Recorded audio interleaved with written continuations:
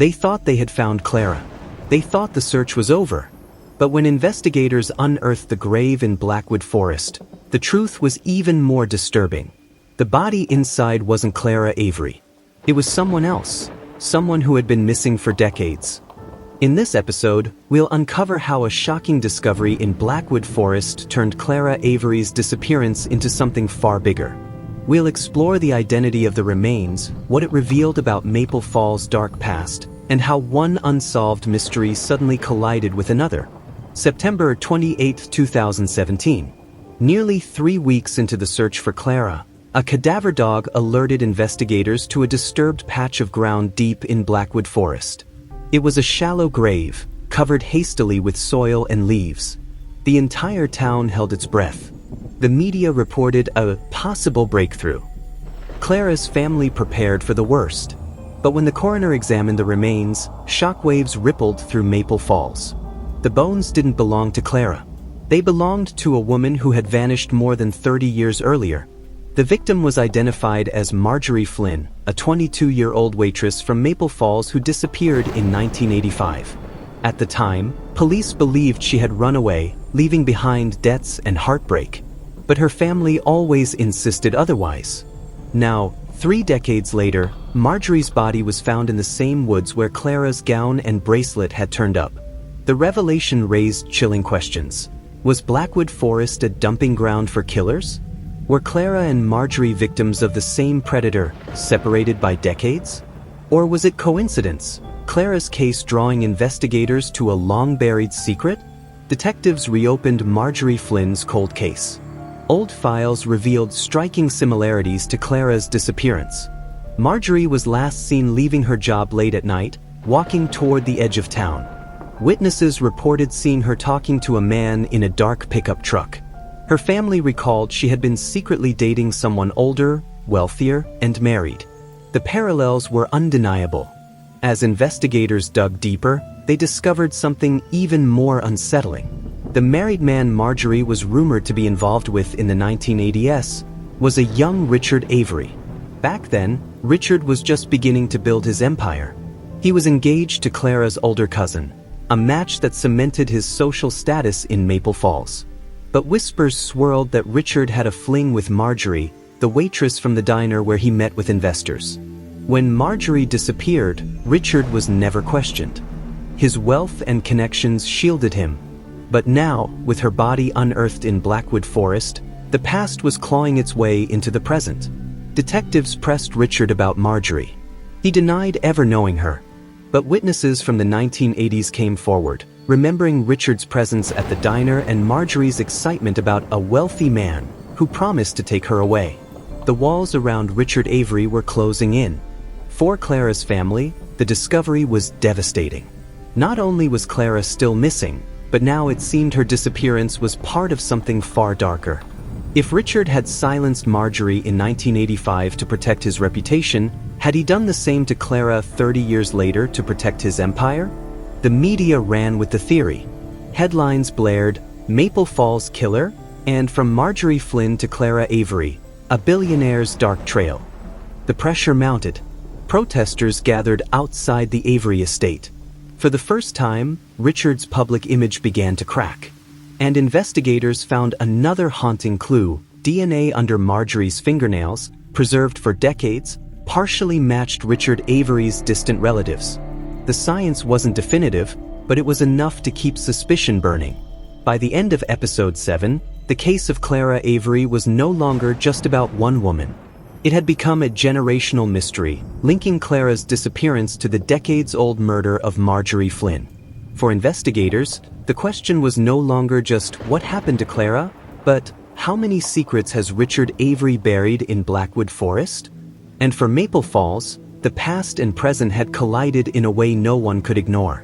Next time, in episode 8, The Media Circus, the case explodes onto the national stage as reporters, television crews, and armchair detectives descend on Maple Falls, changing the investigation forever. Some crimes stay quiet.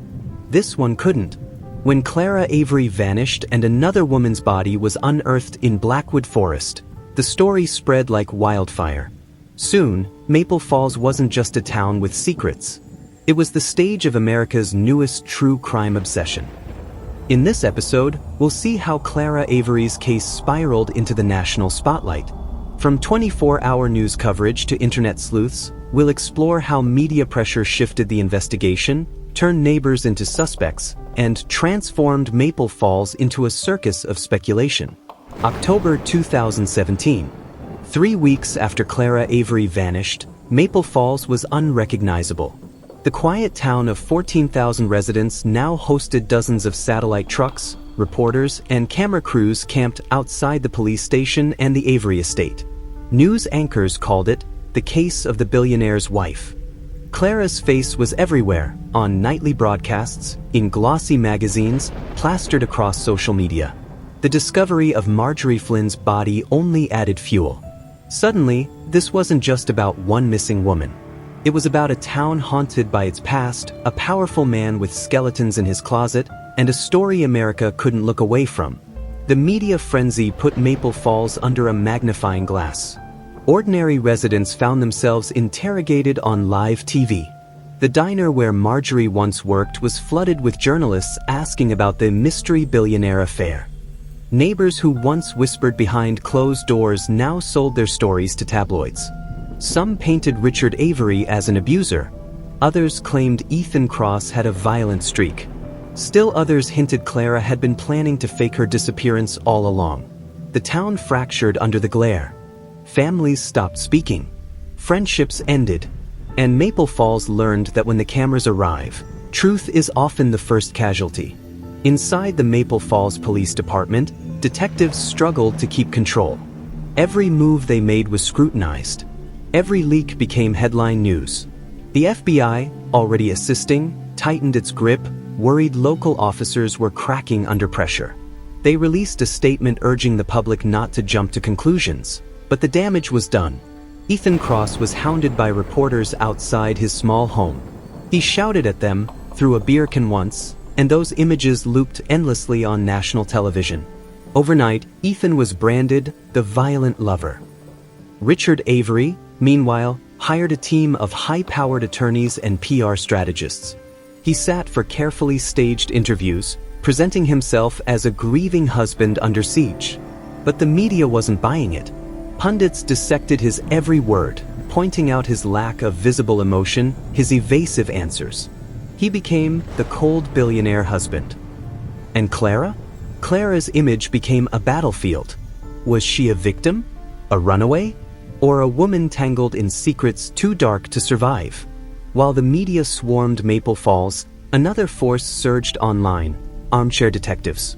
On Reddit, Facebook, and YouTube, thousands of people dissected every piece of evidence. They zoomed into blurry photos of the Avery mansion gates, speculated about Ethan's truck, and debated the mysterious man in the baseball cap from the cafe photograph. One viral thread claimed Clara staged her own disappearance, pointing to her journals about escape and her secret bank account. Another argued she was the victim of a serial predator tied to Marjorie Flynn's death. Conspiracy theories exploded. Was Richard connected to organized crime? Was Ethan part of a cult? Was Maple Falls hiding a network of secrets? The noise became deafening, and investigators struggled to separate credible leads from the chaos. In the middle of the frenzy, Clara's family stepped forward. At a tearful press conference, her sister read a statement. Clara was more than a headline. She was a daughter, a sister, a friend. Please stop tearing her apart in your theories. Please remember she is a person, not a story. The plea touched hearts across the nation, but it also backfired. Tabloids twisted the words into speculation that Clara's family doubted Richard, fueling more gossip. For the Averys, grief became public spectacle. And for investigators, the emotional storm made their work harder than ever. By the end of episode 8, Maple Falls was no longer a town searching for a missing woman. It was the center of a national drama. Clara's disappearance had become a brand, a commodity, a circus. The lines between fact and fiction blurred, and in the noise, the truth risked being lost. But beneath the cameras, detectives pressed on. They still believed the answers lay not in the headlines but in the evidence. And soon, they would find something that would shift the investigation again. Next time, in Episode 9, The Cabin of Secrets, a discovery deep in the woods reveals terrifying evidence that changes everything we thought we knew about Clara's fate. Blackwood Forest had already given up one body. But it wasn't finished.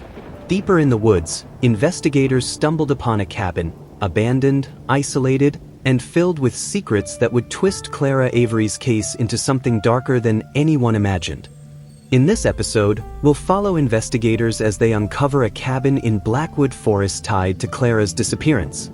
Inside, they find evidence connecting her to a chilling pattern of victims, and a discovery that changes everything we thought we knew about Maple Falls. October 2017. Weeks into the search, a volunteer team noticed something strange deep inside Blackwood Forest. A narrow dirt track, overgrown with branches, leading away from the main trails. Following it, they found a cabin, old, weathered, and half-hidden beneath a canopy of pines. The cabin didn't appear on any official maps. Neighbors claimed they never knew it existed. Its windows were boarded up, its door chained shut. But when investigators forced it open, the air inside was heavy, stale, and filled with secrets. The cabin looked abandoned at first glance. Dust coated the shelves, cobwebs clung to corners. But the deeper investigators searched, the more disturbing it became. In one corner, a rusty bed frame with rotting sheets. In another, an old trunk filled with women's clothing, dresses, shoes, scarves, none belonging to Clara, but all clearly worn by someone.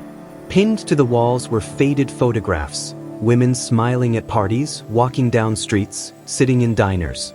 Some were locals, easily recognizable. Others, strangers.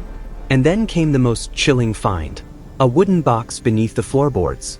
Inside were personal items, jewelry, watches, and IDs. Among them was Clara's driver's license. Forensic teams swarmed the cabin. Every item was cataloged, every surface dusted. DNA tests revealed traces of at least 4 different women, none of them Clara. But the items told a story. The cabin wasn't just a hiding place. It was a trophy room. Detectives now faced the possibility that Maple Falls wasn't dealing with just one missing woman, or even 2, including Marjorie Flynn. There may have been multiple victims, spanning decades. But whose cabin was it? Some believed it belonged to Victor Hale, a reclusive hunter who once lived on the outskirts of town and disappeared in the early 2000s. Others pointed back to Richard Avery, arguing that his wealth and influence allowed him to hide even the most grotesque secrets in plain sight. Among the cabin's most disturbing contents were the photographs. Dozens of them, taken without the women's knowledge. Some showed women shopping, others entering homes, still others standing at windows, unaware they were being watched. One photo stood out above all others. Clara Avery, sitting outside a cafe, her hand resting nervously on a cup of coffee. Across from her sat the man in the baseball cap, the same photo that had been anonymously sent to police weeks earlier. This wasn't coincidence. Whoever controlled the cabin had been following Clara, watching her, collecting her. For what? On the 3rd day of the search, investigators returned to the cabin with ground-penetrating radar. What they found made their blood run cold. Beneath the cabin floor was a hidden room. The trapdoor had been concealed beneath layers of dirt and debris. When they pried it open, the smell hit first: damp, mold, decay. Inside the room were restraints bolted to the walls, a stained mattress, and carvings etched into the wood, names, initials, dates. Some were decades old. One date matched the night Clara vanished. The room suggested captivity, imprisonment, perhaps torture. For Clara's family, the revelation was unbearable. Did this mean Clara had been held here? Was she still alive when investigators searched the forest weeks earlier? The possibility was more horrifying than any answer. The case of Clara Avery was no longer just about a missing woman or a jealous lover. The discovery of the cabin suggested something bigger, darker, and far more terrifying. The town that once believed it knew its shadows now faced the possibility of a serial predator operating in its midst. And the question that haunted everyone was simple: who built the cabin of secrets? Next time, as the evidence mounts, prosecutors focus on the lover, turning him into the prime suspect in a courtroom battle that shocks Maple Falls.